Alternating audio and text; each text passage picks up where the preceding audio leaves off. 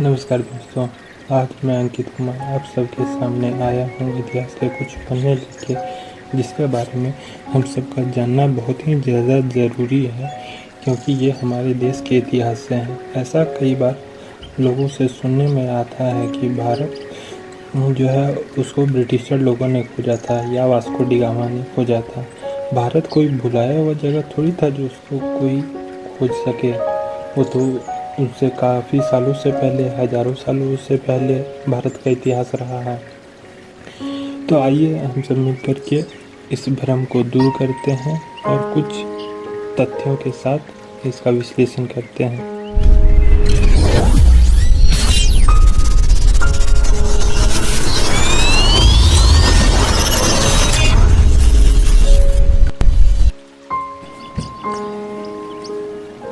ये भारत की तब की तस्वीर है जब अंग्रेज नहीं आए थे, ना ही वास्को डी गामा आए थे, यहाँ तक कि मुगल भी नहीं आए थे। इस समय में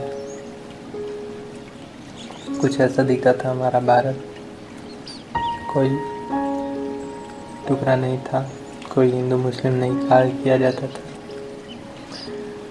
हिंदू इसलिए आया था क्योंकि ये जो लाइन है एक्चुअली में ये सिंधु नदी है, और सिंधु नदी के किनारे रहने वाले लोगों को सिंधी बोला जाता था, क्योंकि वो लोग सिंधी कभी सही से प्रोनाउंस कर नहीं पाते थे, तो इसलिए सिंध न बोल करके वो लोग हिंदू बोलते थे, इसलिए हिंदुस्तान नाम भी पड़ा और हिंदू भी पड़ा। तो ये तो बात हुआ हिंदू का। उसके बाद आखिर ये लोग आना यहाँ क्यों आए? क्योंकि रोड मैप के थ्रू ये लोग आ सकते थे, लेकिन जब 17वीं शताब्दी में, 7वीं शताब्दी में जब रोमन एम्पायर जब गिर जाता है, तो इन लोगों को बिजनेस या व्यापार करने में 7th सेंचुरी में रोमन एम्पायर गिर जाता है। रोमन एम्पायर गिरने से क्या होता है कि जो अरब कंट्री है वो लोग एक अपना वर्चस्व का स्थापित करने में सक्षम हो जाते हैं इजिप्ट और पर्सिया में। तो इजिप्ट और पर्सिया में जब वो लोग का अपना वर्चस्व और मोनोपोली हो जाता है, तो बाई रोड ही वो का चलता था बिजनेस ट्रांजेक्शन। तो क्या होता कि वहाँ से भी ये लोग बहुत ज़्यादा टैक्स वसूलने लगते थे, रोमन से 10 गुना 20 गुना ज़्यादा टैक्स वसूलने लगते थे, और जिस कारण से ये लोग को प्रॉपर सामान सही से खरीद नहीं पाते थे, और जो सामान लेकर के जाके बेचना पड़ता था उसमें ये लोग को उतना मुनाफा होता नहीं था, जिस कारण से ये लोग काफ़ी ज़्यादा परेशान थे। और वहाँ के जो यूरोपियन मार्केट था उसमें सबसे ज़्यादा इफ़ेक्ट था वहाँ पे मसालों का, कालीकोस का, सिल्क का और बहुत सारे कीमती पत्थरों का उस समय बहुत ज़्यादा डिमांड वहाँ पे होता था। लेकिन ये लोग बाकायदा इंडिया में आ नहीं सकते थे, क्योंकि इंडिया में ये सब चीज़ का भंडार हुआ करता था, और ये लोग नहीं आ पाते थे, और अगर आ भी पाते थे तो लोग को इतना ज़्यादा टैक्स पे करना पड़ता था, जिस कारण से ये लोग उस चीज़ को सही कम दरों पे खरीद करके उसको सही से बेच नहीं पाते थे, क्योंकि वहाँ पे जाने के बाद टैक्स बहुत लगता था और वहाँ के लोग उसको उस रेट पे नहीं खरीद पाते थे। तो उसके बाद फिर एक रास्ता आता है जो इजिप्ट से होता हुआ आपको रेड सी होते हुए मेडिटेरियन सी को क्रॉस करते हुए रेड सी से के थ्रू जाना पड़ता था। तो उसमें इस्लामिक रूलर जो थे वहाँ पे भी उनका मोनोपोली था, तो उस कारण से भी जो है ये लोग को वो रूट यूज करने में काफ़ी ज़्यादा प्रॉब्लम आ रहा था। प्रॉब्लम क्या रहा था कि मतलब वहाँ पे टैक्स इनको ज़्यादा पे करना पड़ रहा था। तो अब इन लोगों ने सोचा कि कोई एक अलग समुद्री मार्ग अगर हो सके तो हम लोग देखें। अब हम लोग बात करेंगे एक ऐसे विद्वान आदमी के बारे में जिन्होंने हमें वर्ल्ड मैप्स के बारे में जानकारी दी, दुनिया के बारे में जानकारी दी, जिनका नाम था प्रिंस हेनरी, जो कि राजा थे पुर्तगाल के। इनका जन्म 4 मार्च 1394 को हुआ था और 13 नवंबर 1460 में इनकी मृत्यु हो गई थी। इन्होंने बड़ा अजीब किस्म का एक स्कूल खोला था जिसमें नौका चलाने का ये लोग ट्रेनिंग दिया करते थे और इनका पेट नेम जो था वो नेविगेटर था। तो इन लोग को प्रशिक्षण देते थे कि समुद्र में किस तरह से नौका चलानी है, और चूँकि ये लोग उस चीज़ के लिए काफ़ी ज़्यादा परिपक्व हो चुके थे तो वो समुद्र में जहाज़ लेकर के निकल सकते थे। ये उनका तस्वीर है और ये है उनके पिता जॉन वन, पुर्तगाल से थे, और इनकी माता जो फिलिपा लैंकेस्टर से थी। और इन्होंने ही इंडिया और यूरोप का रास्ता खोजने में बहुत बड़ा भूमिका निभाया। और इनका 2 एम था, 2 उद्देश्य था इनके जीवन काल का, कि इंडिया से यूरोप का समुद्री मार्ग खोजा जा सके, और दूसरा था कि उस समय जो है इस्लामिक जो है काफ़ी ज़्यादा स्प्रेड हो रहा था पूरे वर्ल्ड में। तो वो चाहते थे कि क्रिश्चियनिटी जो उनका था वो पूरे वर्ल्ड में फैले, क्रिश्चियनिटी धर्म के प्रति, लोगों के प्रति ज़्यादा जागरूकता हो, यही उनकी इच्छा थी। ट्रीटी ऑफ टॉर्डेलस, टॉर्डेलस की संधि, ये संधि 1494 में होती है, जिसमें स्थान है, जगह है जिसका नाम है कैप ऑफ वर्दिक आइलैंड। ये आइलैंड महत्वपूर्ण इसलिए है क्योंकि यहाँ पे एक संधि हुई थी स्पेन और पुर्तगाल के बीच में। इस संधि में यह बात रखा गया था कि इस आइलैंड से ईस्ट का जो भी एरिया होगा वो पुर्तगाल का होगा, और वेस्ट का जो एरिया होगा वो स्पेन का होगा। एक बार फिर से समझिए, ये आइलैंड के जो ईस्ट का जो पोर्शन होगा, एशिया वाला एरिया जो होगा वो पुर्तगाल का होगा, और जो वेस्ट का एरिया होगा वो स्पेन का होगा। ये वर्दिक आइलैंड जो है ये अफ्रीका और साउथ अमेरिका के बीच में पड़ता है। ठीक है, इसका जिक्र अभी इसलिए करना ज़रूरी है क्योंकि ये आगे आप लोगों को समझने में आसानी होगा।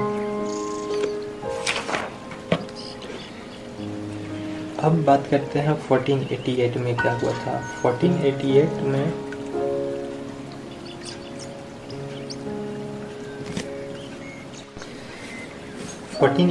में बार्थोलोम्यो डियाज ये नाम के एक व्यक्ति ने सोचा कि ठीक है चलो आगे देख कर के आते हैं कि क्या होगा। वही कैप ऑफ वर्डिक है जहाँ इन लोग का संधि हुआ था। तो उस जगह से उन्होंने पूरी साउथ की तरफ, साउथ डायरेक्शन की तरफ बढ़ना चालू किया, और बढ़ते बढ़ते साउथ अफ्रीका के सबसे निचले पॉइंट पर आ गया। सबसे नीचे पॉइंट पर आने के बाद थोड़ा ये भ्रमित हो गया, क्योंकि आगे जाने का इसे आगे कोई और रास्ता दिख नहीं रहा था। और एक्चुअली में पूरा तो ये तो ओशियन है, तो जाहिर सा बात है कि आगे बहुत आगे जाने के बाद ही कुछ मिलेगा, लेकिन ये आगे ट्रैवल किया और इसे आगे कुछ नहीं मिला। तो ये इनके साथ में आपसी मतभेद के कारण उनको वापस रिटर्न होना पड़ा। तो जब वो वापस रिटर्न हुए तो जहाँ तक जिस पॉइंट तक वो आकर के रुके थे, उस पॉइंट को उन्होंने नाम दिया था cap of storm. Cap of storm वहाँ पे नाम दिया था क्योंकि लोगों के बीच में मतभेद हुआ था, जिस कारण सभी लोग को आगे लोग नहीं जा पाए थे। तो जब ये वापस गए, बार्थोलोमियो डियाज जब ये पुर्तगाल वापस गए, तो जो वहाँ के राजा थे किंग जॉन टू, उन्होंने कैप ऑफ स्टॉर्म जो एक पॉइंट था, उस पॉइंट का नाम चेंज करके, नाम बदल करके कैप ऑफ गुड होप रख दिया। तो अब हम लोग बात करेंगे क्रिस्टोफर कोलंबस के बारे में। इनका जन्म 1451 में इटली में हुआ था और 20 मई 1506 में इनकी मृत्यु हुई थी स्पेन में। तो 3 अगस्त 1492 को पिंटा, नीना और सेंटा मारिया, ये 3 जहाज लेकर के वो निकलते हैं वहाँ से। तो होता क्या है कि एक्चुअली में जब ये कैनरी आइलैंड से जब ये निकलते हैं, तो कैनरी आइलैंड से जब निकलते हैं तो इनको एक्चुअली में जाना था इंडिया खोजने के लिए, साउथ की तरफ। और उस समय आप देख सकते हैं कि ये जहाज जो था वो विंड से चलने वाला रहता है, ऊपर में कपड़ा लगा हुआ रहता है। तो इस कारण तो विंड का डायरेक्शन बदल जाने के कारण ये इंडिया आने के जगह ये जो है ब्रह्मास आइलैंड पे पहुंच जाते हैं। और ब्रह्मास आइलैंड पे पहुंचते हैं तो इनको लगता है कि हम इंडिया पहुंचे हैं, और ये इंडिया का खोज के लिए निकले थे और इनको लगता है कि हम इंडिया पहुंच चुके हैं। तो वहाँ के लोगों से मिलते हैं और लोगों से मिलने के बाद उनको जो है रेड इंडियंस का नाम देते हैं, और वो काफ़ी ज़्यादा खुश होते हैं कि मैंने इंडिया खोज लिया। और यहाँ तक कि जब उनकी मृत्यु हुई तब तक भी उन्हें पता नहीं था कि वो इंडिया नहीं कोई और जगह ही खोजे हैं। ये फ़ोटो में आप जैसे देख सकते हैं कि ये उनका डायरेक्शन क्या था आने का। वो निकले थे इंडिया के लिए, लेकिन हवा टर्न हो गया और वो थोड़ा सा साउथ अमेरिका की तरफ बैंड होते हुए वो एक्चुअली में पहुंच गए अमेरिका तरफ, नॉर्थ अमेरिका के साउथ कोस्ट के पास में पहुंच गए थे। और अब बात करते हैं कि इसमें स्पेन का क्या रोल रहा, क्योंकि स्पेन तो इसमें कहीं था नहीं, लेकिन स्पेन की जो महारानी थी इसाबेला, क्वीन ऑफ इसाबेला, वो कोलंबस की काफ़ी मदद करती हैं। और इसीलिए वो जो कोलंबस रहते हैं वो इस खोज का श्रेय सिर्फ उन्हीं को देना चाहते थे, और वही हुआ भी, उनको भी वो दिया गया।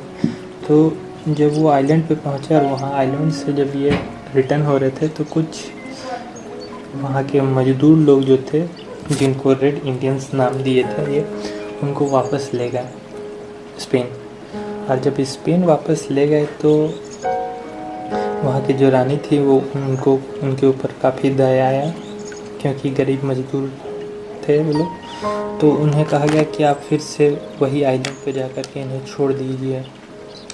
तो जब वो दोबारा आए उसी आइलैंड पे, तो फिर वो वापस कभी गए ही नहीं और वही जगह पे उनकी मृत्यु हो गई थी। तो अब हम लोग बात करेंगे वास्को डी गामा की। वास्को डी गामा का जन्म 1460 में पुर्तगाल में हुआ था और उनकी मृत्यु 24 दिसंबर 1524 कोची में हुआ था। और जब ये वहाँ से पुर्तगाल से चले थे तो वहाँ के जो राजा थे किंग जॉन III, उन्होंने ही उन्हें वहाँ से रवाना किया था। और क्योंकि कैप ऑफ गुड होप तक तो ये लोग ईज़िली आ सकते थे, क्योंकि उससे पहले जो है बार्थोलोमेव डियाज जो थे वो इससे पहले यहाँ पे आ चुके थे। तो जब ये वहाँ से पहुँचे तो 11 महीने की जर्नी के बाद कैप ऑफ गुड होप से कालीकट पहुँच गए थे 1498 मई में। और चूँकि वहाँ से लोग कैप ऑफ गुड होप से कभी आ नहीं पाए, क्योंकि ये वाला जो जोन जो था साउथ अफ्रीका वाला, तो साउथ अफ्रीका से ये लोग कभी यूटर्न आ ही नहीं पाए थे, क्योंकि उन्हें पता भी नहीं था कि ऐसे घूम करके कोई एक आइलैंड आता है, आइलैंड आने का रास्ता है। तो वहाँ एक इनको गुजराती मिले थे जो बेसिकली रसोइये ही थे, जिनका नाम था अब्दुल माजिद।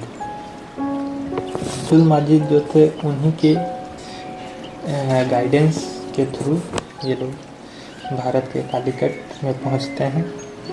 भारत के कालीकट कोस्ट पे जब पहुंचते हैं तो वहाँ का जो राजा था वो एक हिंदू राजा था जिसका नाम था जोमोरिन। तो जोमोरिन जो था वहाँ पे उनका बहुत अच्छा से स्वागत करता है और वो वहाँ पे करीब 3 महीने तक रुकते हैं इंडिया में। और वहाँ पे 3 महीने घूमने फिरने के बाद वो जब वापस होते हैं तो कई बोरी काली मिर्च के लेकर के वो वापस रिटर्न होते हैं। तो जब ये वापस अपने पुर्तगाल के लिए रिटर्न होते हैं तो कुछ बोरी काली मिर्च के लिए लेकर के यहाँ से जाते हैं और ये वही काली मिर्च को वहाँ के पुर्तगाल के और यूरोप के मार्केट में जब ये बेचते हैं तो उन्हें 10 गुना 20 गुना ज़्यादा मुनाफा होता है। और यही मुनाफा पाने के कारण ही वो भारत का समुद्री मार्ग खोजते हैं और दोबारा ये फिर आते हैं। जब ये 1501 में दोबारा इंडिया आते हैं तो उस समय जो है जोमोरिन जो एक हिंदू राजा था कालीकट का, उसका राज्य ख़त्म हो चुका है। और वास्को डी गामा जी जो थे वो वहाँ पे एक कुछ नए फैक्ट्री डालते हैं कालीकट में ही, जो कैनॉट था, कालीकट था, ये पर्टिकुलर जगह थे और कुछ और भी जगह थे जहाँ पे इन्होंने इसका अपना फैक्ट्री डाला था पुर्तगीज़ का इंडिया में। और कुछ सालों के बाद 24 दिसंबर 1524 को कोची में इनकी मृत्यु हो जाती है। तो आज हम लोगों ने जाना कि पुर्तगीज़ क्यों आए थे इंडिया आने के पीछे उद्देश्य क्या था और समुद्री मार्ग ही उन्होंने खोजा था ताकि वो जो है ट्रेड कर सकें। तो कोई भी कंट्री हो या जगह हो जहाँ से सी रूट हमेशा से इम्पोर्टेंट रहा है बिजनेस ट्रांजेक्शन के लिए। ऐसा नहीं था कि पहले सी ट्रांजेक्शन से भारत का नहीं होता था। भारत में जो है जैसे हड़प्पा में हम लोग देखे थे कि हमारा जो है सी पोर्ट जो था उस समय का सबसे एडवांस सी पोर्ट होता था लोकल, तो वही चीज़ था। और एक नया रास्ता खोजने का एक जरिया, एक माध्यम बने, जिस कारण से लोग जाने अनजाने में अक्सर ये कहा जाता है कि वास्को डी गामा ने भारत को खोजा। तो वो भारत को नहीं, भारत से यूरोप आने जाने का एक समुद्री मार्ग को खोजा था। ठीक है, धन्यवाद। Tell me pretty lies, look me in the face, tell me that you love me, even if it's fake.